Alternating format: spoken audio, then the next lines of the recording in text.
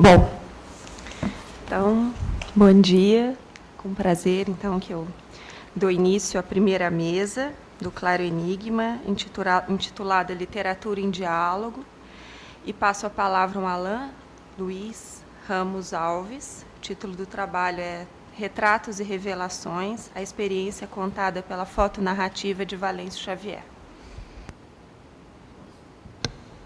Oi. Obrigado. E eu vou começar agora a leitura do meu trabalho, né? No dia 8 de abril de 1993, uma menina de rua foi assassinada em Diadema, cidade do ABCD paulista. Encontrada morta dentro de um dos vagões do trem fantasma de um parque, a criança estava nua, tinha um grande ferimento na cabeça e apresentava sinais de provável violência sexual. O crime, considerado hediondo, ganhou destaque na mídia como fait divers que, na época, mobilizou o furor investigativo de noticiários de cunho policial.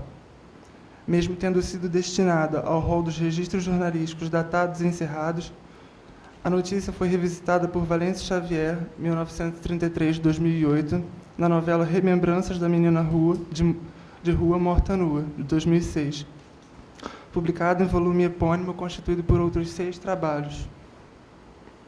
O procedimento narrativo de Valêncio é heterodoxo. Trechos verbais são perpassados por inserções plásticas de desenhos, recortes de jornal, versos eruditos e, principalmente, fotografias. A diagramação varia ao longo das páginas, sem que haja uma ordem específica para a exposição dos diferentes materiais. Constitui-se, assim, um todo híbrido e fragmentário, que tem como tênue fio condutor a temática dos fatos relacionados ao assassinato da menina de rua. Apesar de não propor formalmente um encadeamento linear, com início, meio e fim delimitados, Remembranças explicita em seu interior a montagem da storyline de um programa televisivo. Trata-se mais precisamente do telejornal Aqui e Agora, exibido pelo SBT de 1991 a 1997, tendo Gil Gomes como um dos principais repórteres. Logo na abertura da novela, uma página de jornal, ou pelo menos parte dela, é estampada com a fotografia de apresentadores que posam bem trajados. Intitulada O Programa Mais Cult da Elite, a matéria comenta a reformulação de conteúdo do telejornal, que deixaria de lado sua verve sensacionalista para investir em um novo formato, mais clean e cult.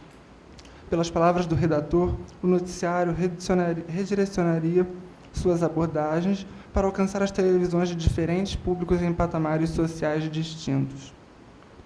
Tinha-se por objetivo elitizar o programa, que não respaldaria somente o cotidiano popular. O intuito era, sem eufemismos, chegar também a um público mais seletivo que aparentemente escolhe a programação assistida e seleciona com maior cuidado intelectual as notícias que pretende ver e ouvir. Para isso, caberia investir em uma apresentação menos apelativa de crônicas policiais violentas, como inicialmente fora ainda no rádio, apostando na veiculação de assuntos diversos, noticiados profissionalmente. No entanto, é falsa a premissa de que o refinamento editorial demanda a omissão da violência assídua, facilmente encontrada nas grandes cidades brasileiras e exibida nos meios de comunicação. O que as páginas seguintes de Remembranças mostram é justamente uma via oposta, a exposição de um crime que choca qualquer espectador, independente do público e seu perímetro social.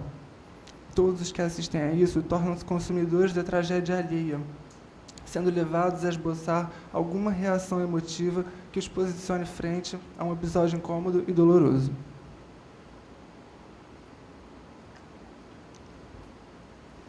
Na novela, Valêncio faz uso de tarjas pretas para encobrir a identidade da menina, ocultando seu nome e seus olhos. Esse recurso parece apontar para 2 caminhos de significação.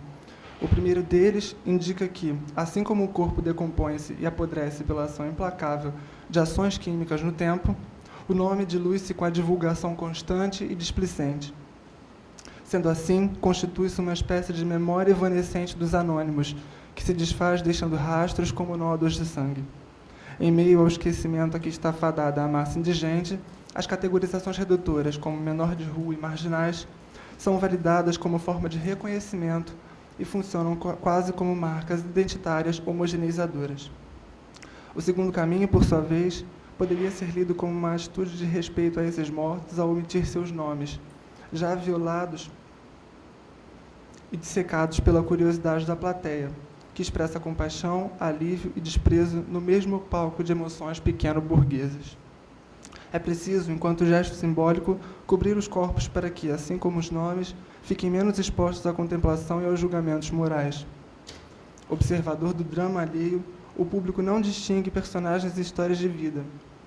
Embora o caso ganhe destaque pelas circunstâncias do óbito, institui-se uma mentalidade reveladora do senso comum. Indivíduos nas mesmas condições da menina têm um destino praticamente incontornável de miserabilidade. É quase certo que vivam pouco, visto que a pobreza, somada à fome, ao uso de drogas e ao crime, coloca-os em iminente e permanente situação de risco. A exemplo disso, é relatado em certos trechos que a menina cometia furtos e fazia uso de crack. Gil Gomes cumpre, de modo inoportuno, o papel do jornalista quase detetive, que busca os porquês de um assassinato cruel. Falha duplamente, ora por não ter sido perguntado, por não ser autorizado a perscrutar a dor de quem tem a voz definhada para contar, de fato, uma história, ora por não conseguir nenhuma resposta efetiva, resumindo-se ao papel de apresentar fatos e entrevistas que esvaziam consideravelmente a experiência do outro.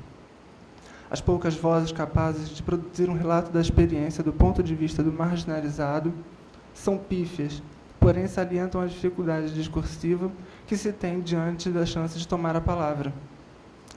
Não à toa, os entrevistados por Gil Gomes são pessoas que deixam transparecer a genuína debilidade comumente associada às mazelas que circunscrevem diferentes periferias brasileiras. Vide o caso das entrevistas que faz com um funcionário do parque e com a mãe da menina, circunstâncias de evidente acanhamento e impotência.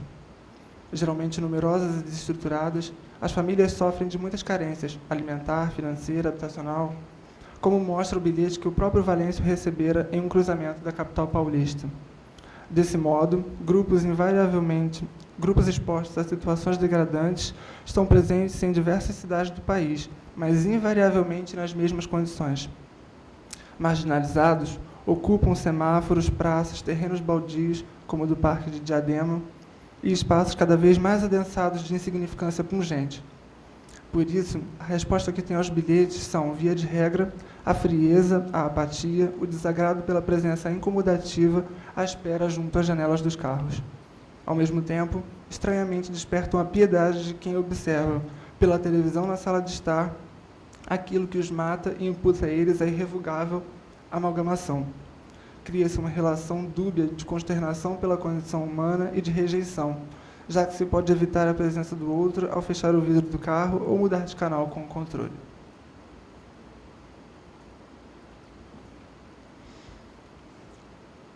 Embora a mídia conduza à banalização, seja pela via da emotividade fragilmente construída, seja pela seleção de manchetes que se dissolvem nos pontos cegos da memória seletiva, a fotografia irrompe no processo de contemplação da desgraça alheia, mais do que o relato verbal. No tocante a essa questão, Susan Sontag, em Diante da Dor dos Outros, de 2003, afirma que, abre citação, é absurdo fazer generalizações acerca da capacidade de se mostrar sensível aos sofrimentos dos outros com base na atitude desses consumidores de notícias. Existem centenas de milhões de espectadores de TV que estão longe de sentirem-se impassíveis ante o que veem na televisão. Eles não se dão ao luxo de fazer pouco caso da realidade. Fim de citação. Contudo, o choque ao se deparar com imagens fortes, causadora de impacto visual e psicológico, parece ser amortecido à medida em que o espectador acostuma-se com a estetização das atrocidades. Os relatos e as cenas de crueldade têm seus efeitos atenuados, pois a ministração de constantes doses de violência faz com que os crimes se superem em termos de barbarização das vítimas. Sendo assim, é possível esquecer para averiguar, na oportunidade seguinte, novos métodos estarrecedores de perversidade. Entre um crime e outro, o observador precisa desintoxicar-se a partir de diferentes fontes que os abarrotam de informações cambiáveis. É nesse sentido que Valêncio capta, na fragmentação da montagem multimaterial, a dispersividade da atenção do público e o tom leviano do discurso midiático. Ao fazer uso de ilustrações obituárias e de excertos de clássicos da literatura ocidental, como os Lusíadas, parece indicar um gosto quase temporal pelo sofrimento. que antecede até mesmo a criação de uma imprensa. Perpassada por interpolações variadas, típicas do telejornal reformulado, a storyline é distrativa e destaca os cortes e as mudanças de fala dos apresentadores. São transmitidas informações como pacotes de decisões do primeiro-ministro da França para reduzir o desemprego em seu país. Até mesmo coloridos ovos de Páscoa, em nova decoração que revitaliza desenhos tradicionais, integram uma pauta de conhecimentos prescindíveis. A menina, elencada para figurar nos noticiários, pode até ter um nome.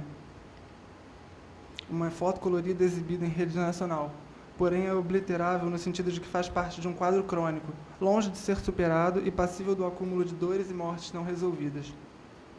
Como essa criança, tantas outras foram e são mortas cotidianamente, sem que as mídias elejam suas histórias como dignas de nota em manchetes de jornal e programas de televisão. Chamadas, legendas e narrações mais detalhadas fornecem informações que abastecem a necessidade de verificar, com requintes, a cena virtual do assassinato e o procedimento da morte.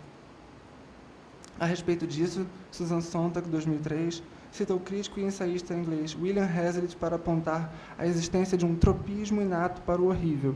Susan observa que, abre citação, William Hazlitt, em seu ensaio sobre o personagem Iago de Shakespeare e sobre a atração exercida pela vilania no palco, indaga: por que sempre lemos nos jornais as notícias sobre incêndios pavorosos e assassinatos chocantes? Porque, responde ele, o amor à maldade, o amor à crueldade é tão natural aos seres humanos como a solidariedade. O elemento visual é parte contundente do relato da experiência e lida de maneira direta com a perpetuação da violência trágica e traumática. Ainda que Remembranças não veicule fotografias explicitamente obituárias, a escolha de imagens da novela é crua e obscura. As fotos do barracão onde funcionava o parque temático têm um caráter amargo, fundamentado na ironia macabra da placa postada ao fim da linha do trem fantasma, saída dos sobreviventes. No caminho de horrores, morte e diversão entrecruzam-se em um limiar perverso. O cadáver torna-se objeto de uma curiosidade funesta, de um entretenimento sádico que instiga os frequentadores do local a experimentarem o medo e o perecimento. A ênfase na cena do crime, o mundo do terror, é uma possibilidade de autópsia. São as fotografias que levam o espectador à reconstituição, à formulação do contexto em que se deu o assassinato. Retoma-se, então, a ideia do requinte. O estupro, o ferimento, o cheiro da carne precisam ser pormenorizados para que se tenha ideia de como a morte aconteceu de fato. Silenciosas, cinzentas e planas, as fotos trazem ao presente, pela via da rememoração, centelhas de um passado cujos inquéritos foram arquivados e mal resolvidos, assim como muitos outros o foram. As pistas difusas e a sobreposição de dados são características de muitas ações criminosas que ocorrem como rotina. Por isso, recupera-se um fato aparentemente marginal, que até pode ter sido matéria de mídia, para evidenciar que a sociedade continua incapaz de enterrar seus indigentes, colocando-os no escopo amorfo das notícias esquecidas.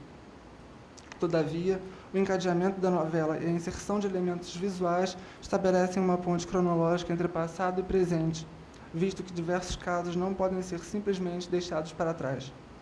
Nas palavras de Jean-Marie Gagnaban, em seu ensaio História, Memória, Testemunho,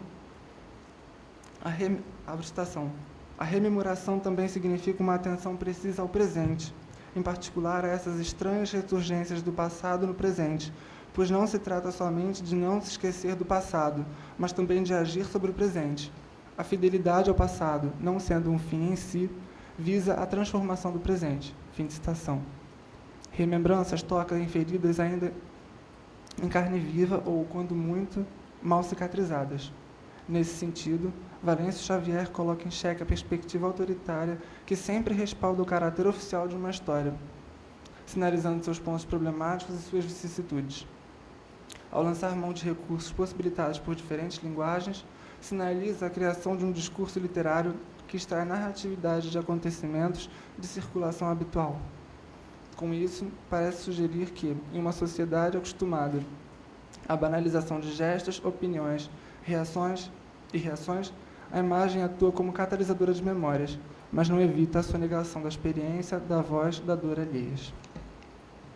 Fim.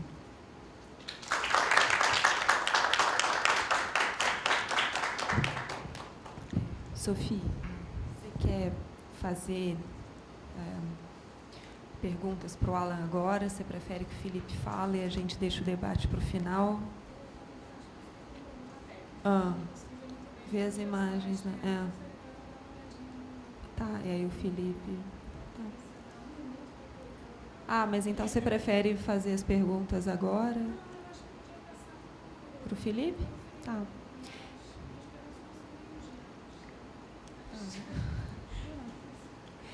Então, eu passo a palavra ao Felipe Afonso Veloso Alves dos Santos, e o título do trabalho é Parsifal e a questão wagneriana em Nietzsche.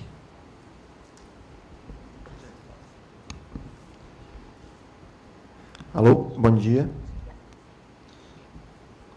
Obrigado a todos por virem e gostaria muito de agradecer a iniciativa dos meus colegas de poder montar o Claro Enigma para poder expor os trabalhos da ciência da literatura. Parsifal e a questão wagneriana em Nietzsche. Após a estreia da ópera Parsifal, de Richard Wagner, no recém-inaugurado Teatro de Bayreuth, também planejado pelo compositor, Friedrich Nietzsche notou um grande vácuo entre o pensamento pregado por Wagner em seus trabalhos iniciais e a sua mais recente produção. O artista, que se propunha a incorporar à sua arte essencialmente alemã o espírito da tragédia grega, agora aproximava-se do cristianismo e de uma arte voltada para as massas, trabalhando com diversas referências religiosas e um latente erotismo. Contemplar tal mudança em Wagner, que por muito tempo Nietzsche respeitou como um mentor, repercutiu enormemente no pensamento do filósofo e provocou grandes alterações em como abordaria certas questões, como o papel da arte para as massas e a questão da germanidade e da metafísica. Quando falamos de Richard Wagner, há sempre uma divisão de opiniões entre seus ouvintes. Isso não se deve apenas às peculiaridades estéticas de sua composição. Há um caráter único no que se refere à vida e à obra desse compositor e como as duas são difíceis de ser mantidas separadas. Acaba sendo impossível ignorar os seus ideais quanto à religião, à política e à cultura, e também o fato de que sua arte e seu pensamento foram ligados ao movimento nazista no século XX. No livro Paralelos e Paradoxos, Reflexões sobre a Música e Sociedade, escrito a partir de conversas entre o escritor Edward Said e o músico Daniel Barenboim, Said inicia uma conversa com o seguinte questionamento. Início de citação. Para começar, temos que ressaltar que Wagner é um compositor que, ao contrário de praticamente todos os outros compositores, se presta a congressos e discussões. E, naturalmente, há uma série de adjetivos e substantivos associados ao nome de Wagner: wagnerismo, wagneriano, wagnerista. Qual é o motivo desse interesse extraordinário e dessa devoção a Wagner? Você não imaginaria um congresso mozartiano, nem diria que alguém é mozartiano do jeito que se é wagneriano. Esse pensamento percorre toda a sua obra, tanto ouvida quanto lida, pois a forte personalidade do músico contamina sua criação de forma muito específica e direta, como uma possível realização de seus ideais. Parsifal, sua última ópera, representa um grande problema para o entendimento da obra wagneriana como um todo, se justaposta, obviamente, às suas obras iniciais.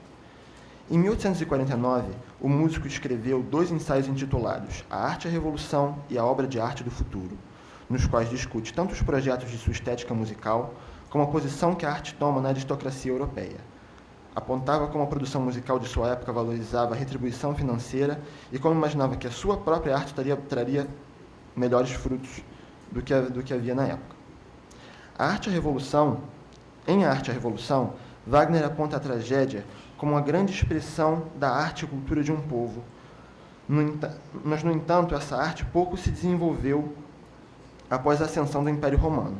A tragédia como uma grande expressão da arte e cultura do povo grego.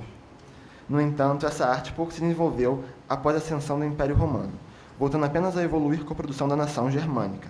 A partir de tais argumentos, considera o seu povo herdeiro direto da cultura grega. Seu discurso é largamente permeado de referências mitológicas e apresenta fortes argumentos contra a religião cristã, às custas das sociedades e da arte dos helenos. Nesse ensaio, o cristianismo ocupa um lugar próximo a um vilão das artes e da sociedade. No entanto, dado certo momento de sua vida, Wagner passa a demonstrar ideais cristãos e nacionalistas, culminando assim em Parsifal. Nietzsche identificou-se muito com os ideais revolucionários de Wagner e também entendia a sua ópera inicial como uma herdeira da tragédia clássica. Acreditava que o músico geraria uma nova revolução artística na elite cultural europeia, e é sobre isso que se trata, dentre outros aspectos, o seu primeiro livro, O Nascimento da Tragédia, de 1872. No prefácio do livro, intitulado O Nascimento da Tragédia a partir do espírito da música, prefácio para Richard Wagner, Nietzsche faz uma clara homenagem ao músico, dedicando a ele o livro, que diz ter concebido concomitantemente a leitura de Beethoven, ensaio comemorativo de Wagner, escrito em homenagem ao centenário do compositor. No começo do Nascimento da Tragédia, na primeira seção, Nietzsche apresenta dois princípios constituintes da arte, tanto opostos quanto complementares, o apolíneo e o dionisíaco, nomeados a partir dos deuses gregos que melhor os representam. O apolíneo, como deus Apolo, é regrado e contido, vive da aparência, também ilusão, e não se integra àquilo que cria, como um sonho que assistimos e não participamos. O dionisíaco, pelo contrário, se caracteriza tanto pela desmesura e exagero. Trata da união do ser à natureza e ao todo como uma espécie de embriaguez, um algo externo que te domina. Para o filósofo, a música wagneriana trazia em si o aspecto dionisíaco de união, o que causaria uma revolução nos meandros artísticos da Europa. Muito desse encanto inicial passa pelo ideal estético implementado por Wagner, ao qual denominava obra de arte total, ou Gesamtkunstwerk. Esse termo, central no estudo de Wagner, remete à ideia de uma composição artística na qual a palavra, a música e a cena sejam indissolúveis, sejam partes de um todo. Ele pretendia com isso criar uma aura de imersão e proximidade dos espectadores em relação ao espetáculo, assim como julgava ser na tragédia grega. Para alcançar essa interconexão entre os meios visual e auditivo, eram usadas diversas técnicas de composição. Uma delas, muito famosa devido ao uso em suas óperas, é o leitmotiv.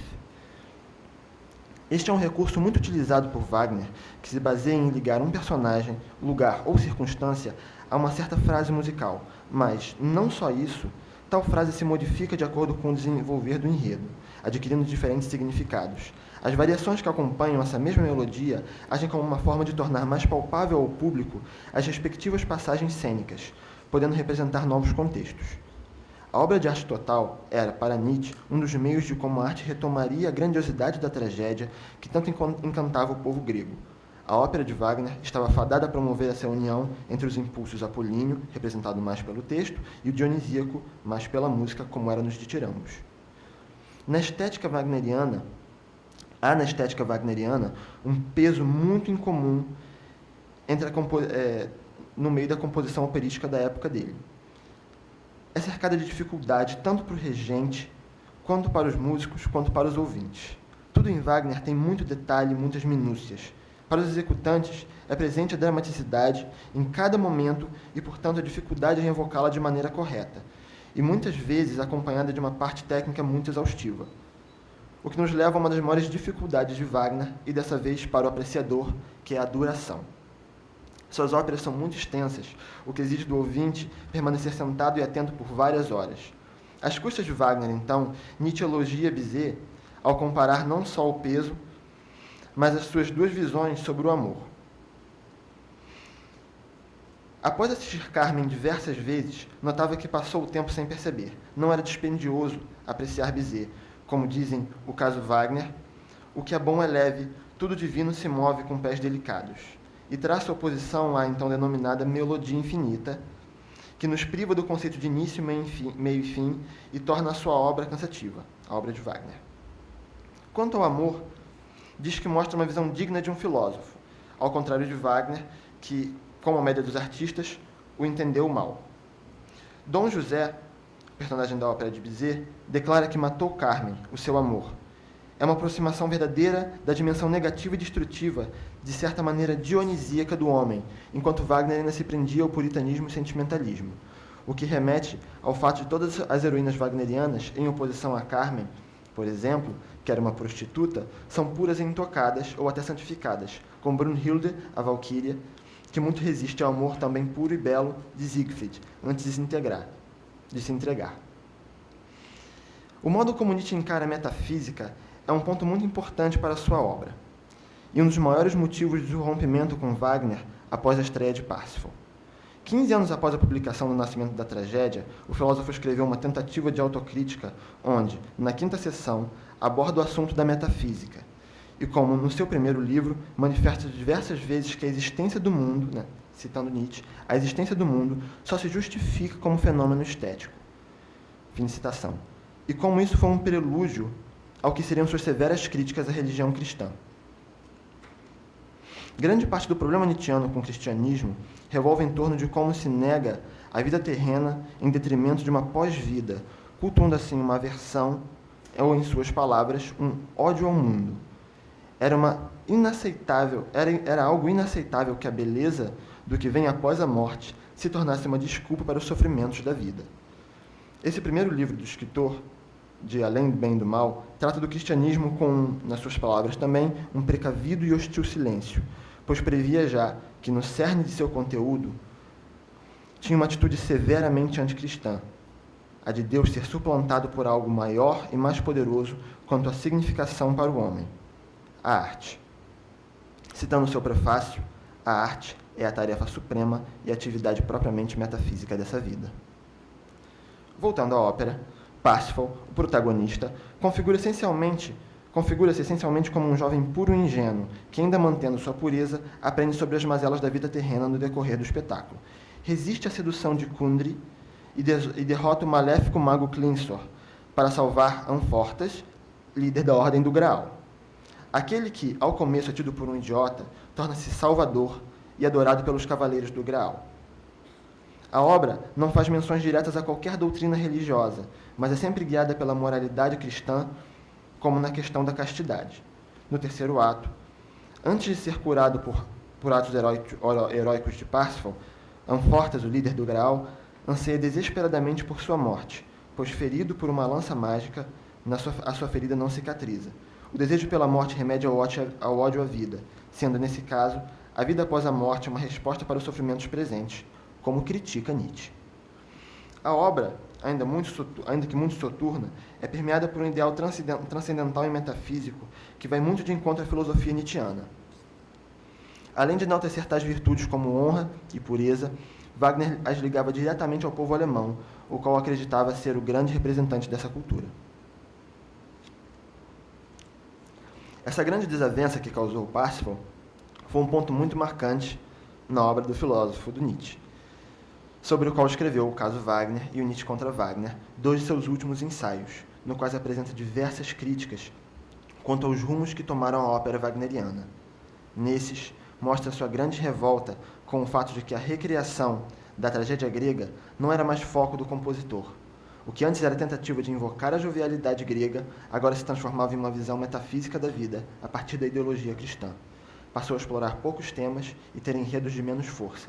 Ele, nas palavras de Nietzsche, repete uma coisa com tal frequência que esperamos, que acreditamos nela. Fim de citação.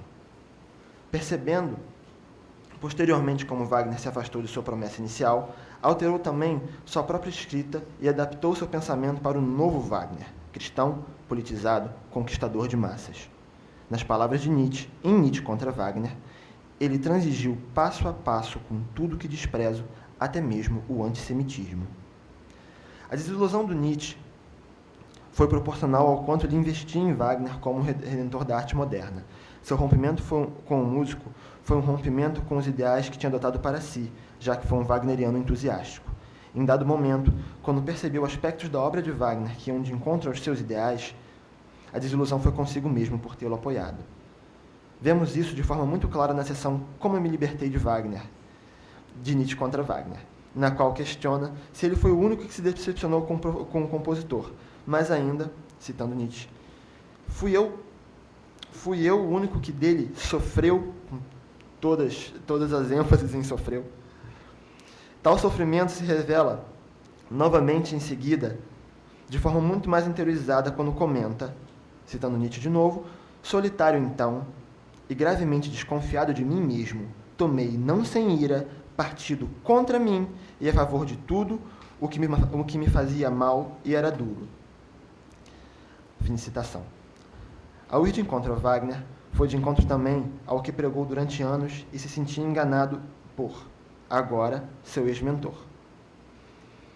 No prólogo de O Caso Wagner, Nietzsche comenta que Wagner foi, de novo citando Nietzsche, Wagner foi uma de minhas doenças, e que sua vivência posterior ao seu rompimento foi uma cura. Tratando a questão com mais leveza, ainda se comparando a Nietzsche contra Wagner, compreende que, para um pensador, aquele deve superar em si seu tempo, tornar-se atemporal. Entender Wagner era uma necessidade para que se pudesse entender o que há de errado com a sua época. Ao final, ter sido wagneriano tornou um melhor filósofo.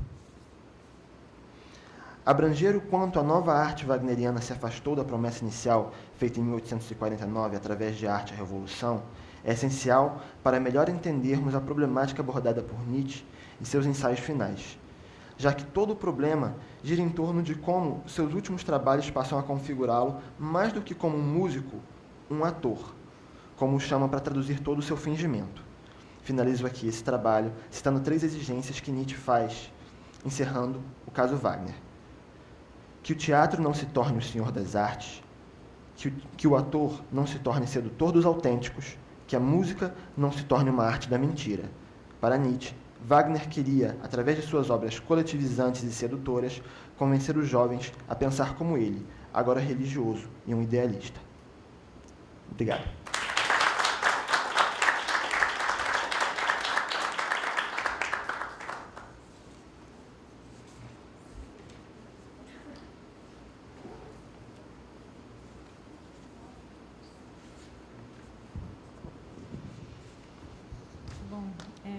Eu vim para essa mesa para aprender, na verdade. Eu vi 2 trabalhos excelentes desses 2 ex-alunos e atual aluno, sendo ex também, né? Que são excelentes. Enfim, fico assim num papel difícil, porque eu não conhecia antes os trabalhos de vocês e como, enfim, eu aceitei o convite um pouco em cima da hora, eu não tive tempo de ler o livro do Valêncio Xavier antes. Então, acho que, na verdade, as minhas perguntas vão ser perguntas assim inocentes para conhecer um pouco mais essas obras e conhecer um pouco mais a pesquisa de vocês. Eu vou começar pelo Alain. Eu acho que ninguém duvida da importância desse trabalho que está sendo feito, porque a gente é diariamente exposto a esse jornalismo, né, que explora o sofrimento alheio, como você tão bem descreveu, né, mostrou no seu trabalho. E, na verdade, eu fico curiosa de saber qual é a direção em que caminha a sua pesquisa agora? Porque, no fundo, o que me parece é que o Valêncio Xavier encontra algumas estratégias para preservar um certo respeito e um certo pudor diante da morte, a morte trágica dessa criança. De fato, há milhares de outras que acontecem todos os dias, né, e que são noticiadas de uma notinha pequena no jornal e não tem essa espetacularização toda que esse caso sofreu. E eu achei muito interessante a leitura que você faz do fato dele cobrir o nome da menina, né? Porque sempre que um menor de idade é citado no jornal, o nome não é revelado, mas depois que a criança está morta, o nome aparece em tudo quanto é lugar. E aí eu fiquei curiosa de saber como é que, enfim, porque eu acho que você falou disso um pouco no seu texto, talvez eu não tenha podido acompanhar também porque eu não estava vendo a projeção. Mas quais são as estratégias que você identifica? Porque isso é uma forma de crítica, não é, muito importante às narrativas que nos são oferecidas, né, pela imprensa cotidianamente. E aí, no fundo, era só para te dar a oportunidade de falar um pouco mais e de eu conhecer um pouco mais o seu trabalho. Então, vou começar pelo Alain e depois eu passo para o Filipe. Tá, eu vou começar falando sobre essa questão, né, que você me perguntou do direcionamento mais ou menos do meu trabalho, né? Eu não comecei a estudar o Valêncio a partir dessa obra. Eu comecei com uma outra que, digamos, seja a principal dele, a mais conhecida, que se chama O Mês da Gripe, que é uma novela que foi lançada em 1981 e compilada em 2006 com mais outras novelas também do Valêncio, né, num volume único. E eu acho que o que me chama a atenção nas duas, que é por isso que me fez passar de uma para outra, porque o Mês da Gripe eu trabalhei em 2012, né, ao longo de 2012, é justamente a estratégia que o Valêncio Xavier tem de pegar matérias cotidianas, banais, que você pode encaixar em diferentes contextos que vai servir para tudo, digamos, e deslocar aquilo de um certo eixo de normalidade e, desvirtuando essa normalidade, puxar a sua atenção para esse fait divers, que é uma coisa que até então você olha como se fosse parte mesmo desse cotidiano sobre o qual nós não refletimos tanto, né? E torna isso matéria de... Ele pormenoriza mesmo essa questão e levanta o que está problemático nisso. Então, ao observar essas questões, porque isso fica muito nítido se você pegar e abrir um livro e ver que tem uma montagem assim, muito fora do usual, né, para uma obra que se considera literária, digamos, até fora do usual mesmo para aquelas obras que vão no caminho da ruptura, né? Então ele rompe com a ruptura, digamos, ao inserir não uma leitura sobre imagens, mas a imagem já diretamente, né? Então eu fiquei muito mobilizado por essa montagem, porque para mim isso é o que coloca o dedo nesses pontos, né? De trazer pela imagem uma ideia que você lendo esquece com muito mais facilidade, porque o volume de leituras é muito mais é muito maior no nosso dia a dia, né? E acaba que você não grava tudo aquilo, você deixa aquilo passar, e a imagem, pelo contrário, com a importância da nossa cultura visual, né, no Ocidente, é algo que fica muito mais forte, né? Então, a obra do Valêncio me chama a atenção porque em diversas novelas ele faz esse uso, né? E isso me levou a leituras de Benjamin, de Susan Sontag, Jean-Marie Gainsbourg, que falam muito dessa questão do rastro, né? Eu acho que ele pega imagens que são rastros desses passados, porque, só para situar, no mês da gripe, o Valêncio fala do caso de gripe espanhola em Curitiba, de 1918. Então, ele extrai uma série de recortes de jornal, de artigos, de imagens da época, de uma cidade até então provinciana, né?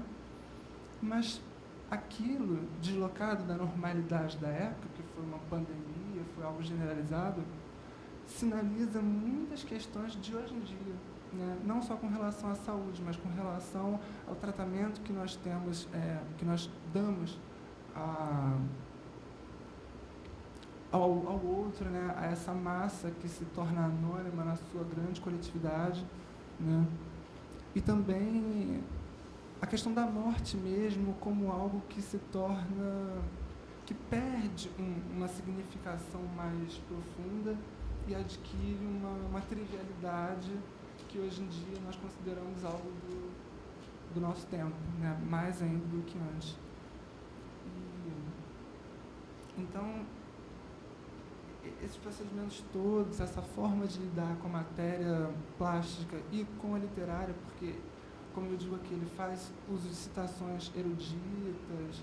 No mês da gripe ele também cria um poema erótico que fala de loucura, morte e doença, né? De maneira... Ele tem um humor muito ácido, né? Digamos.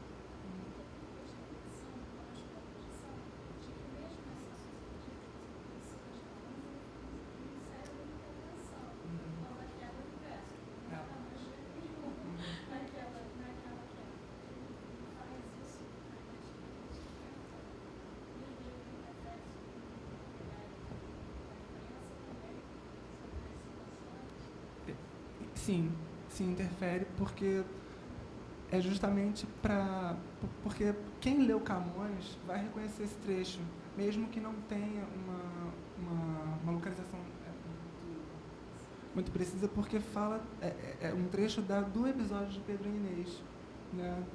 Então, quando você retoma esse episódio, né, a questão toda da busca pelos algozes, pelos responsáveis pela morte da Inês, e aquela sede de vingança, de matar, né, de cortar o coração desses assassinos, traz justamente para a questão da novela, que é falar desse gosto pelo sadismo, né, por essa morte que você assiste, tem todo um componente ritualístico, que nós, hoje em dia, tratamos isso de outra maneira, pela via rápida do jornalismo, né? E ele faz isso com Camões, faz isso com Leal Conselheiros, do Duarte também, né? No mês da gripe, ele extrai alguns trechos de obras gregas, assim, clássicas, mas um tanto obscuras, grego antigo obscura, que ele não faz referência, mas que, se você jogar na internet, por exemplo, você vê que tem uma procedência, sem identificação, mas tem. Então, eu acho que o que me move, assim, a continuar pesquisando a obra do Valêncio é justamente essa questão do experimentalismo levado na sua fronteira máxima, né? Principalmente porque ele foi um dos nomes de uma geração de bastante efervescência, porque, na verdade, assim, ele não é conhecido do grande público, né? Ele tem uma produção grande como desenhista, cartunista e também como roteirista e diretor de TV, mas ele, apesar de ter convivido, por exemplo, com os concretistas, com essa geração bastante ligada ao experimentalismo mesmo e a produções poéticas, né, que levam em conta o verbo visual, ele ficou um pouco aquém disso. Então, ele em si também é uma espécie de anônimo dentro dessa literatura, né? Então, acho que esse conjunto de questões é o que me interessa realmente nele. Obrigada, Ana. Ele tem um forte caráter ético, né, assim, nesse trabalho que ele faz. Assim, eu talvez tenha voltado um pouco do meu lado estudante de comunicação, que eu fui em algum momento da minha vida, e fico pensando o quanto é importante esse trabalho que você está fazendo, não só pelo fato da obra do Valêncio Xavier não ser tão conhecida, apesar dele estar editado por uma grande editora, que é a Companhia das Letras, apesar dele receber uma certa atenção crítica. Eu acho que esse tipo de reflexão que a obra dele suscita e que você tem feito, eu só lamento mesmo que não seja mais divulgado, assim, porque a gente é exposto a isso o tempo todo. Nós estamos na universidade e temos, né, a obrigação de refletir sobre essas narrativas que nos são oferecidas. Mas realmente é alguma coisa que a maior parte das pessoas, e que a gente mesmo também, recebe passivamente, né? E é muito importante pôr ali um ponto de silêncio, né, no nome, uma tarja, né, um lugar específico para a gente refletir sobre isso. Então, era mesmo para dar os parabéns, agradecer a oportunidade, e daí passo minhas... Alô? Então, eu também queria pedir para você falar mais um pouquinho sobre algumas questões que me interessaram no seu trabalho, mais próximo da ideia da elitização da imagem, né? E da exploração da imagem da pobreza para uma burguesia, né? Para uma classe mais econômica e culturalmente abastada, né? Eu me lembrei muito no texto da Sontag, que ela fala que ela estava vendo um filme, se eu não me engano, acho que é o China, Antonioni, não lembro, que ela fala que ela via uma cirurgia pelo filme, e ela se sentia mais chocada do que quando ela viu a cirurgia ao vivo, né? Ela presenciou uma cirurgia ao vivo, e quando ela viu no filme, a filmagem do diretor, o jeito como o diretor fez aquilo, causou um choque nela, deixar ela realmente incomodada, né, com o que ela estava vendo, né? E eu acho que isso entra um pouco na questão do choque, não só do choque, mas também um pouco dessa questão que você falou do esvaziamento da experiência do outro, né? Porque no momento que, eu acredito eu, pelo menos, no momento que você está fazendo aquilo para causar o choque, né, né, só para visar a visualização do público, né, do público que vai assistir, você também esvazia a experiência daquela pessoa que passou por aquilo, né?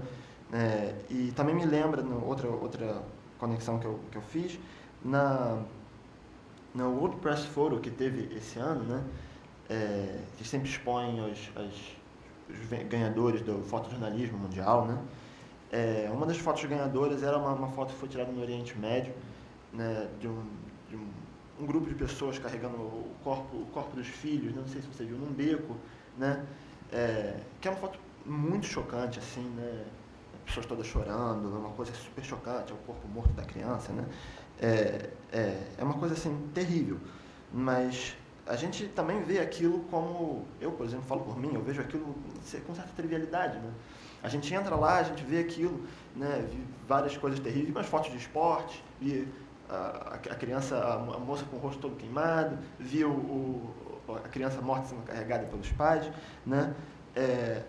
E entra de novo nessa ideia da exploração do sofrimento do outro para o comprazimento de uma burguesia, né? No mundo todo, assistir ir a uma exposição, numa sala né, famosa na cidade, para você ver as fotos de coisas terríveis que aconteceram em algum lugar no Oriente Médio, né? Eu queria que você comentasse um pouquinho mais sobre esse limite entre essa ética duvidosa de você imortalizar esse sofrimento só para mostrar pro comprazimento estético da burguesia, né?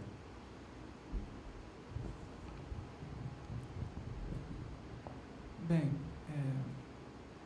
quando você fala da questão da elitização, que eu cito logo no início do texto, é um negócio curioso que exista essa tentativa por parte de certas corporações jornalísticas de elitizar informações ou então de alcançar um público intelectualmente mais disposto a refletir sobre aquilo, quando na verdade o que eles fazem é simplesmente maquiar determinadas reportagens, determinados conteúdos para fornecer isso de uma maneira, digamos, mais formal, né? Como se isso mudasse o tom, o teor daquela informação veiculada ali. É aquela reflexão que a gente faz quando pega, por exemplo, um jornal Globo, um jornal Meia Hora, né? Eles têm as mesmas informações, os mesmos assuntos passando por aquelas páginas, mas o tratamento que um dá e que o outro dá tornam, por exemplo, um assassinato uma coisa séria, super solene, né? E o outro escracha aquilo de maneira completamente jocosa, né? E às vezes, dependendo do caso, desrespeitosa também, né? E então, essa questão de tornar a informação cult é um pouco cruel, nesse sentido mesmo que acaba desrespeitando aquilo que as outras pessoas passam, né? Ou seja, é você estar diante da dor do outro e olhar aquilo. Você pode até ter determinados graus de comoção.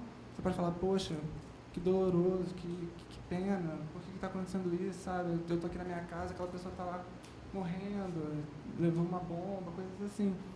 Mas, ao mesmo tempo, você tem um filtro, um distanciamento que te permite sentir, mas não sentir efetivamente, né? Você sente por esse olho intermediário, que eu acho que é isso que a Susan Sontag tenta dizer quando fala dessa cena do filme, né? Quando você olha para o filme, você contempla aquela cena, na verdade você tem um outro olho na sua frente, que é o olho da câmera. Então você não olha diretamente e processa aquilo como uma experiência própria. É, na verdade, uma experiência externa que te dá uma leitura também, né? Eu acredito isso. Eu não li esse texto da Susan Sontag especificamente, mas eu imagino que seja isso, até porque no Diante da Dor dos Outros, ela faz diversas considerações, porque esse livro trata basicamente de fotografias de guerra e dessa questão da experiência em contextos belicosos, né? E ela fala muito de como a fotografia de guerra diz sobre o que aconteceu historicamente naquela guerra, né? Ou seja, esses meios artísticos de expressão, essas linguagens, acabam definindo, muitas vezes, a forma como a história é escrita, né? Então, ela dá uma série de exemplos fotográficos que quem lê esse livro precisa acompanhar com um laptop, um computador, para saber do que ela está falando mesmo, que são muitas fotos e muitos nomes, né? Percebe que, justamente, com o advento da fotografia e do cinema, você passa a ter determinadas... a ser exposto a determinados contextos, cenas, objetos, de uma forma muito mais explícita mesmo, né? Muito mais escancarada, de modo que você memorize aquilo com facilidade e aquilo reverbere de algum modo na sua consciência, por mais que você não sinta dor, não sinta nada disso, mas você faz alusão a determinada imagem, por exemplo, quando você quer falar de alguma coisa. Então, eu quero falar, por exemplo, de fim da Guerra Fria, eu posso aludir, por exemplo, a imagem daquele professor que se colocou na frente dos tanques na Praça da Paz Celestial, por exemplo, né? E a Susan Sontag faz menção a uma série de registros fotográficos muito crus, nesse sentido de expor morte, corpo, fatalidade, mas, ao mesmo tempo, ela faz uma série de considerações que problematizam isso, né? Ou seja, que fotografia é essa que vende desgraça, né? São preços caros que se pagam, você falou aí desse WordPress Photo, né? Que são fotografias tiradas muito mais com a intenção de vender e de criar uma elite do fotojornalismo, do que realmente de mostrar aquilo, né? Que é um dos pontos que a Susan menciona e diz ser realmente o que dita esse dinamismo com que a gente fica sabendo das desgraças e das tormentas que os outros estão passando, né? Então, eu acredito que, fazendo agora um link com o que o Valêncio coloca aqui, ele tenta resgatar um pouco essa questão de trivialização do perecimento, né? Daquilo que o outro está passando, e eu só tenho como saber na frieza, digamos, daquele material, né? Isso não me aquece a ponto de afetar profundamente. Ela até fala, bom, mas nem todo mundo fica impassível a isso. Só que eu acho que, depois de ler tudo isso, depois de verificar pelos exemplos que a gente tem mesmo hoje em dia, a gente se comove, mas essa comoção tem uma validade. Ela pode ser mais curta ou mais longa, né? Depende do quão grave você acredita que aquilo seja. Então, para mim, realmente, sim, é uma questão muito séria de ser tratada, né? Porque a gente está sempre vendo tanto isso, passando tanto por essas coisas que você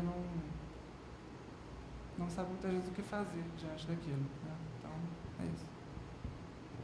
Um comentário rápido. É que eu acho que esse exemplo que você deu, né, da Susan Sontag, do ter visto o filme e ter visto a cirurgia, não sei, mas me parece que talvez pudesse ser comparável ao trabalho que faz o Valêncio Xavier, tal como o Alan explicitou, de cobrir o nome, né? É uma pequena intervenção, quer dizer, eu não sei como é que essa cirurgia foi filmada, né? Mas talvez a maneira como foi filmada, o contexto em que aquilo aparece dentro de um filme, né, faça com que ela se torne mais eficaz do que o próprio a presença, né, diante dela. Tá. Impressionada, porque justamente enquanto o Alan falava, Felipe, eu fiquei pensando na lógica do corte, né? Que a indústria cultural coloca a gente numa lógica do fluxo. É um fluxo contínuo.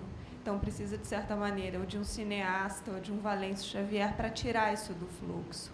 Então, isso é uma lógica do corte também, né? Que a gente pode pensar até a obra como um corte, né? Um corte num determinado fluxo contínuo, que aí remete já à ideia de crítica nela.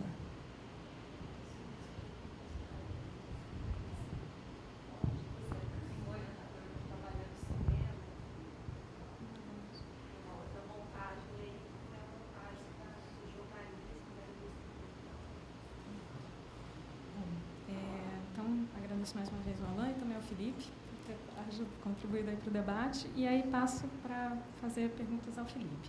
Bom, Felipe, pelo que eu entendi, né, o que você está estudando, e aí você me corrige, complete, enfim, como você quiser. Bom, seria o seguinte: o Wagner teria sido uma espécie de motor para o pensamento filosófico do Nietzsche no início das suas produções, né, até escrever O Nascimento da Tragédia, etc. Depois ele teria sofrido uma espécie de uma desilusão com Wagner, né, por causa da orientação cristã e moralista, enfim, que a obra do Wagner teria tomado.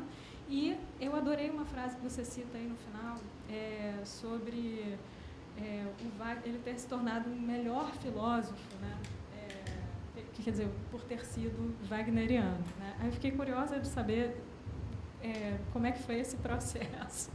E, enfim, e pelo que eu entendi, a discordância e a decepção do Nietzsche com o Wagner é, sobretudo, por uma questão das ideias veiculadas na obra de Wagner, né? Mais do que propriamente a forma da obra. Então, portanto, assim, o que eu estou querendo dizer é o seguinte: é mais um aspecto de pensamento, né? Uma discordância, sei lá, o cara defende uma coisa cristã, eu não posso concordar com isso, né?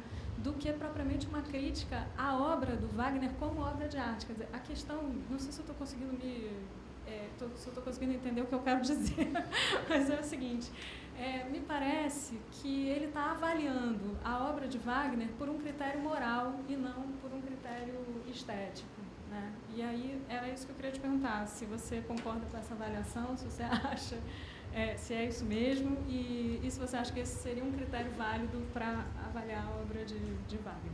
Enfim. Então, eu tenho um microfone aqui. Primeiro eu vou falar essa coisa de ser o melhor filósofo, né?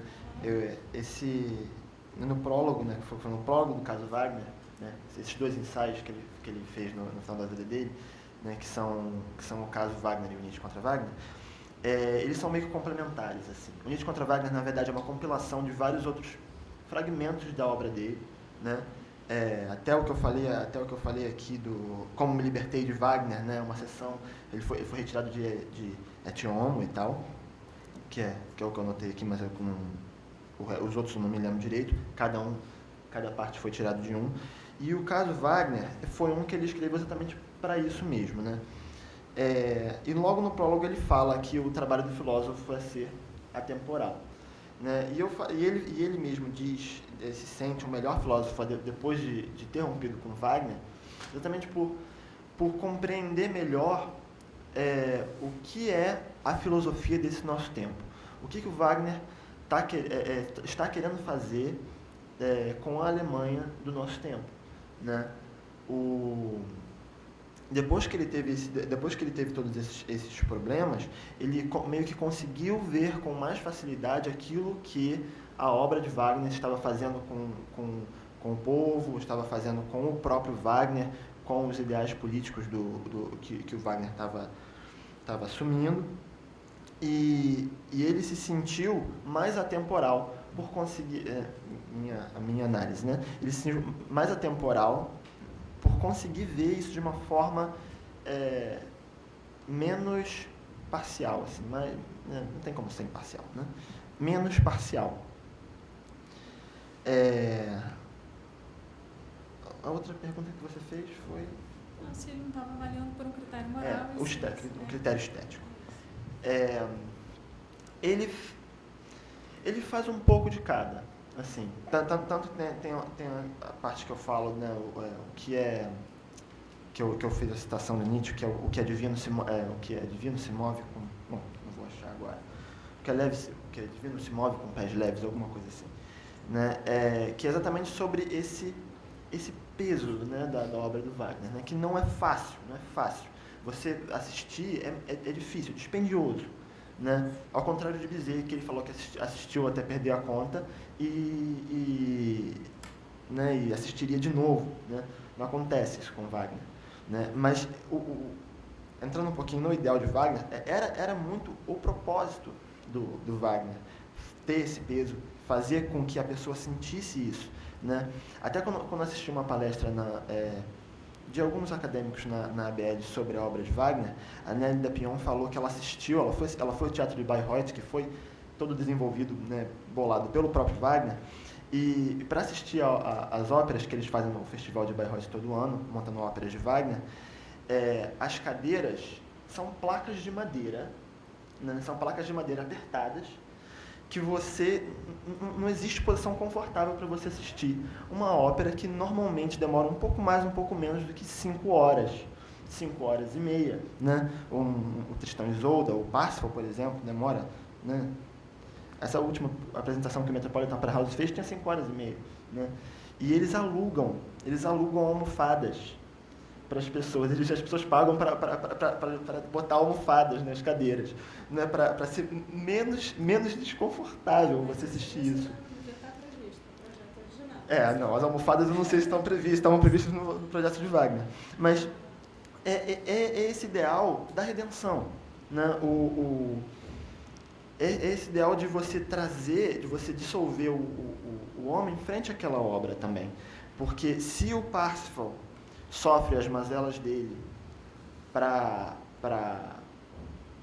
aprender e para desenvolver desenvolver e mostrar toda essa pureza, essa castidade e virar o grande, né, senhor do Graal, como acontece no final da ópera, um pouco do Parsifal é você também, né? Por isso que é uma arte para as massas, né? Era isso que eu ia te perguntar, como é que é uma coisa na cadeira dura com duração de 5 horas pois e meia? Ele queria então, que você arte é o processo de redenção, é o processo de você sofrer junto com os músicos, com o regente. Não, o regente também tem que ficar lá em pé durante 5 horas.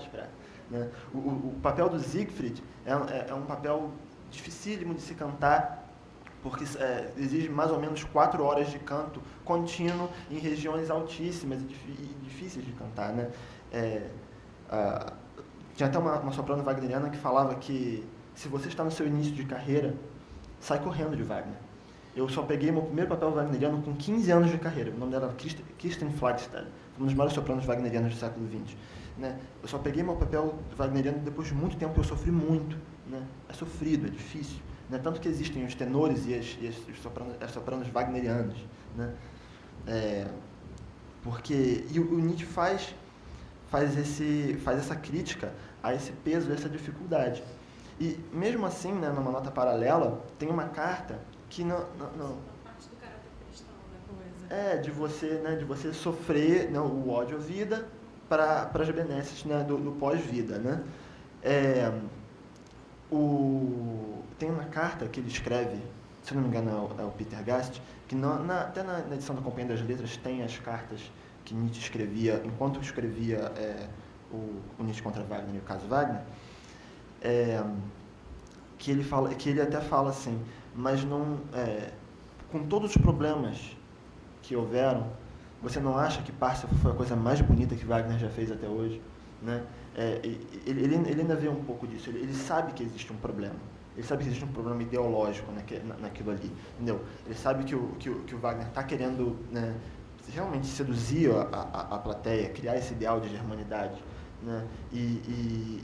Mas ele ainda vê, né, mesmo com todos os problemas estéticos e morais, né, e filosóficos, ele ainda vê que existe uma beleza naquilo, que a estética wagneriana é uma estética singular, né, uma estética que tem seus fãs até hoje, né, como o Said fala no começo, qual o motivo desse interesse extraordinário, dessa devoção a Wagner, né? Existem grupos de devoção a Wagner, eles assistem às óperas, eles botam as roupas para assistir às óperas. É uma coisa louca, assim, né? Que os outros realmente não têm. Né? Essa é a importância que ele teve, não só para a obra de Nietzsche, mas também para a história da música e para todas as discussões estéticas que decorreram disso no século XX. Vou fazer uma pergunta de ignorante. A parte que foi mais utilizada da obra de Wagner, do pensamento, que a obra de Wagner deixa entrever, pelo nazismo, foi a primeira ou foi a segunda?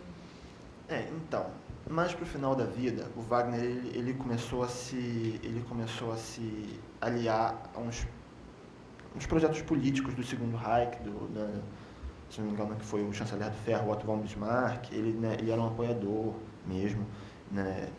Também foi patrocinado pelo rei da Bavária na época, né? E ele se tornou, depois de um tempo, realmente um apoiador do processo político de um certo tipo de começo de autoritarismo, né? Por mais que tivesse suas reservas, né, eu não li os últimos escritos de Wagner que ele fala sobre isso, né, na verdade. Mas ele tinha essas reservas mais quanto a se envolver diretamente na política. Ele tinha um papel mais acessório, né? Quase como se conjugasse a arte à política, né?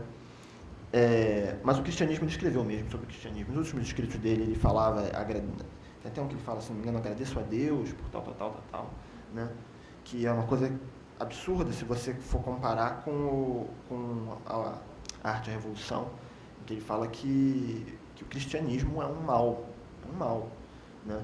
Que fez mal à música e que fez mal à arte, e que nós temos que voltar aos tempos gregos em que era tudo uma coisa só, né? Na tragédia grega, que era a cena, a palavra, a música era unida, né? Eu fico me perguntando se o que o nazismo, o que interessou mais ao nazismo foi essa ideia de voltar aos gregos, ou foi, porque essa ideia existiu, com certeza. Né? Os filmes da Leni Riefenstahl tá lá, né? O ideal olímpico e tudo mais. Ou se foi o lado cristão da... Pois é, eu acabei entrando um pouco no nazismo. Na verdade... Não sei nem se essa pergunta é pertinente para o senhor. Não, é sim. Você mencionou isso. O que acontece? O Wagner, ele acabou sendo, né, de certa forma, até nem tanto deturpado, mas acabou sendo, de certa forma, um dos precursores daquilo que poderia levar ao nazismo, né? Obviamente, Wagner não era nazista, não existia isso, né? Na época dele, o nazismo só foi começar a surgir mais né, quase no meio do século, né, década de 30, década de 20, né?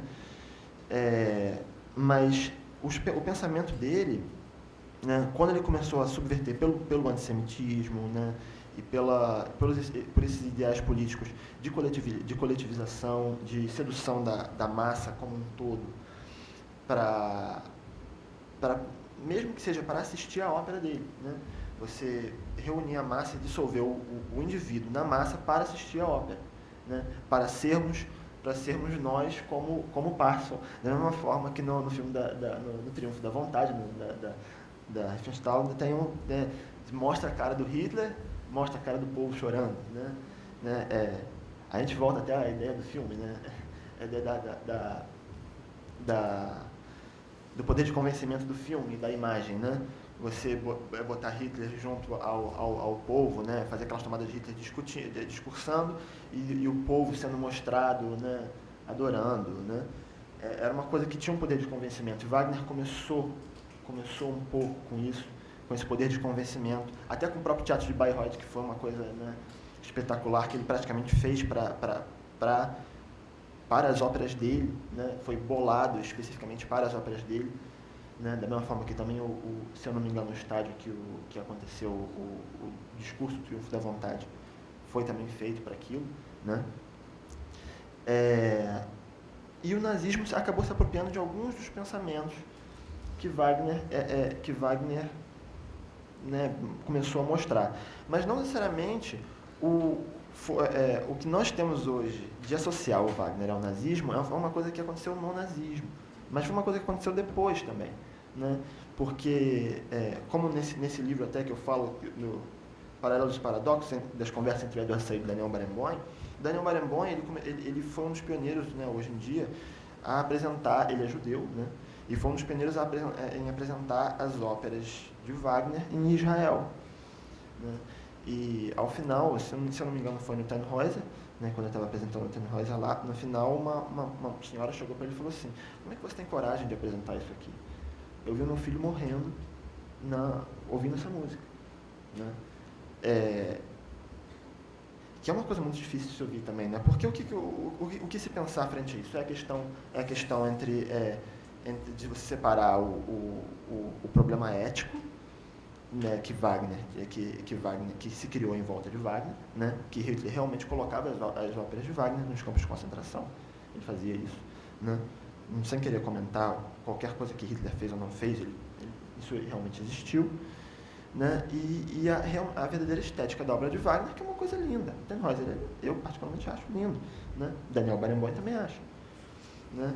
Pode ser até que algumas pessoas daquela plateia também achem, né? Mas você apresentar isso em Israel não é uma coisa fácil, é uma coisa que quase não tem resolução, né? É que nem você mostrar as fotos das pessoas sofrendo no Oriente Médio aqui, né? Não é uma coisa fácil, é uma coisa que choca e passa, e não tem resolução, é isso, né? Mas em algum momento isso tem que ser separado também, né? Eu acho que a ideia do Barenboim até chegar e fazer isso, ele não está querendo fazer só para cutucar a pessoa, né? Porque é uma ferida exposta, né? Ele está querendo também começar a tentar desconstruir essa ideia de separar, né, o trabalho de Wagner, né, o trabalho estético de Wagner, da ideologia que foi, né, imputada a ele. Não, por último, era só para te perguntar se você concorda com a crítica do Nietzsche ao Wagner. Essa é uma pergunta difícil. Essa é uma pergunta muito difícil. Eu adoro Wagner. Gosto muito, muito. Né? E eu assisto as óperas, eu sofro junto, né? Eu sofro sorrindo, né? Mas eu concordo, e eu concordo, de certa forma, com o teor um pouco prejudicial que isso pode ter, né? Que Nietzsche fala, né, com muita né, veemência. Eu até acho que até falei para o Ricardo, se não me engano, que eu fiquei envergonhado, depois que eu li o caso Wagner e Nietzsche contra Wagner, eu me senti envergonhado. Eu me senti sinceramente envergonhado por gostar tanto de Wagner, né?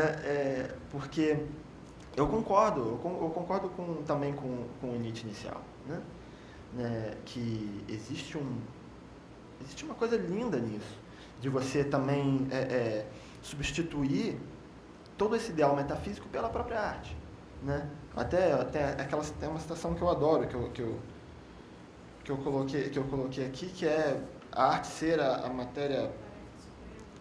A arte é a tarefa suprema e a atividade propriamente metafísica dessa vida, né? É a grande beleza nisso também, né? Mas eu concordo em certa parte né? Claro, com ressalvas, né? Mas eu concordo em certa parte com o que Nietzsche disse, e até concordo que com o Nietzsche que o Parsifal foi uma das coisas mais bonitas que o Wagner fez. Alguém quer fazer mais alguma pergunta?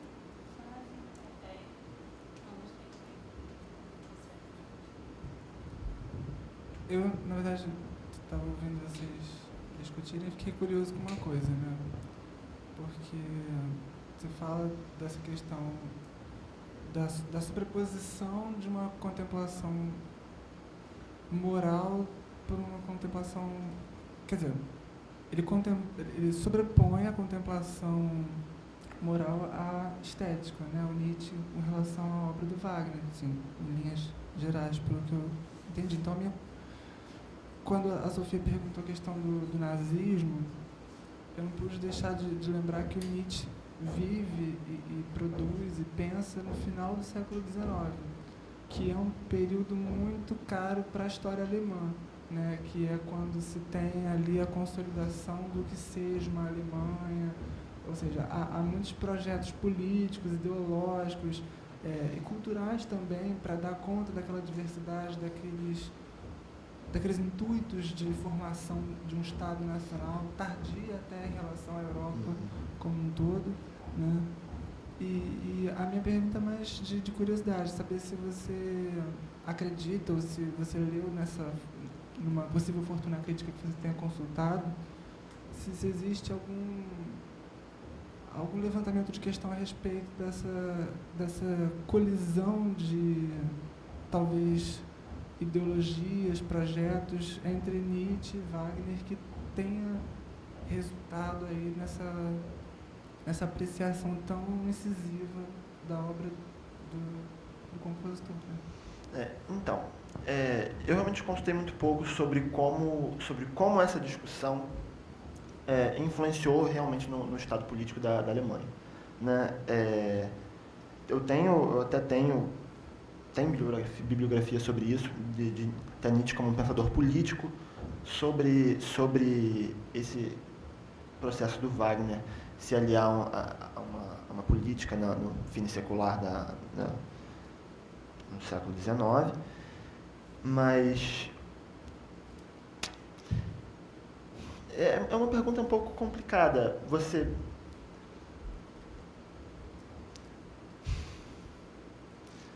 pensar como essa geração do Estado Novo também passou por um processo de convencimento a partir da arte.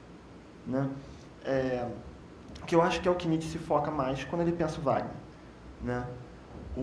Como a arte também influenciou na política, e como a arte wagneriana, no sentido moral, mais do que no estético, influenciou no convencimento de um público de uma germanidade, né, de um caráter quase hereditário de você ser grandioso por ser alemão, né, e não necessariamente ser grandioso por qualquer tipo de merecimento que seja, né, você remontar, como Wagner faz, a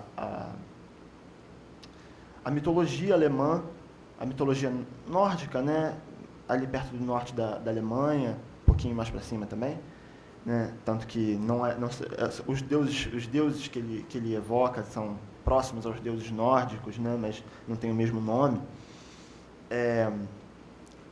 Mas como essa remontagem dos ideais alemães vai influenciar o Estado Novo, eu realmente não tenho tanta bibliografia para falar sobre isso. Mas que o Nietzsche também bota a moral acima um pouco da estética, para exatamente pensar como o Wagner projeta sua arte para convencer o povo de que eles são alemães são grandes por natureza. Nietzsche pensa isso realmente sim. E é uma das grandes críticas dele, né? Porque você acaba, né, sendo mais a coletividade do que o indivíduo, né? Você acaba sendo quase tudo coletividade, né? Assim, para gerar depois aquilo que, né, de certa forma, também levou ao nazismo, né? Um povo que era muito perdido, assim, né? E que foi convencido quase, né, a ser um grande povo de novo para fazer as guerras, ou seja lá o que for. Também não vou entrar no que Hitler fez ou não fez, né? Eu fico no Nietzsche. Não, é curioso porque até o próprio Nietzsche também foi apropriado pelo nazismo. Essa questão da apropriação é complicada. É muito triste isso. Uma vez me falaram: você estuda as bases do nazismo, então, né? Aí tem tempo? Bom, alguém quer fazer mais algum comentário? Temos tempo ainda? Não, né?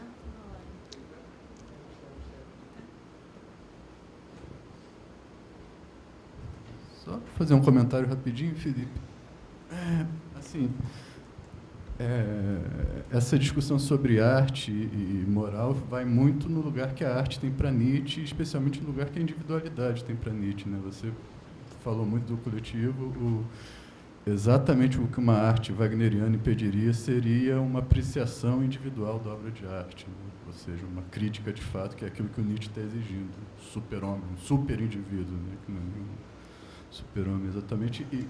E voltando para essa questão, é uma coisa para você pensar mais para frente, o quanto, lá no centro dessa discussão, que é uma discussão essencial para a arte, para a filosofia do século XX, o Nietzsche e o Wagner, pelo tamanho que eles têm, vão influenciar todo mundo que vai vir depois deles, quando, na verdade, você tem aí uma questão de briga de amigos e uma questão de influência, né? Provavelmente a maior questão de influência da modernidade, né? Assim, pelo tamanho que eles têm. Sim. Você não tem nenhum caso de influência no sentido... Você já deve ter ouvido falar no Harold Bloom, a angústia da influência, que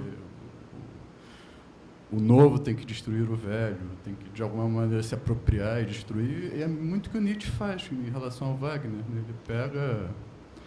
Ele nasce com Wagner, né, no nascimento da tragédia. Ali é o nascimento do Nietzsche também, né, o Nietzsche filósofo, mais do que o Nietzsche filólogo. E, ao mesmo tempo, ele se torna Nietzsche de fato quando ele rompe com Wagner, né?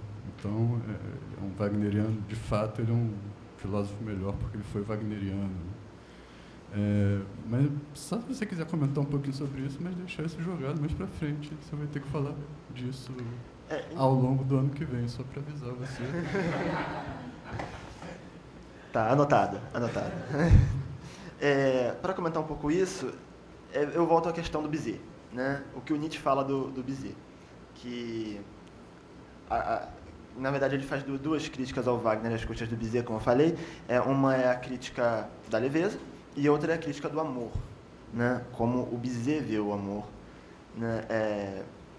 E como o Wagner vê o amor, né? O Wagner ele vai, né, obviamente, enveredar pelo caminho do amor casto, daquele amor puro da Brunhilde e do Siegfried e do Parsifal, né, também, enquanto o Bizet cria uma prostituta, né, vai no contrário do puro, vai no contrário do casto, né, a protagonista de Carmen é uma prostituta, e no final Dom José mata a coisa que mais ama, né. Eu acho que também o Nietzsche se sente o melhor filósofo, né? Acho que até ele fala, me sinto mais filósofo depois de ver isso, uma visão digna de um filósofo, né?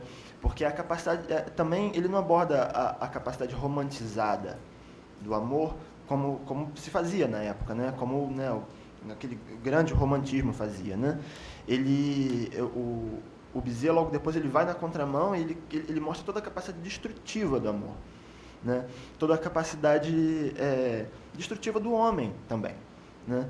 De você destruir aquilo que você ama, né? É você ser mais indivíduo também, é você se deslocar da ideia geral de você dizer que o amor é sublime, é a melhor coisa, para você falar que o amor, né, o amor mata.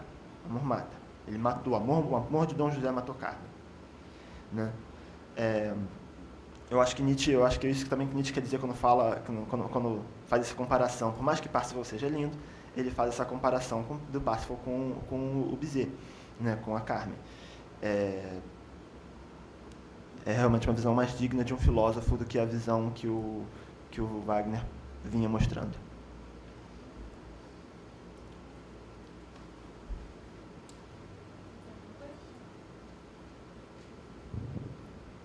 Eu só agradeço ao Alain e ao Felipe e muito, muito à Sofia. Tá? Obrigada, gente. Então, a gente volta às 10h30, tudo bem?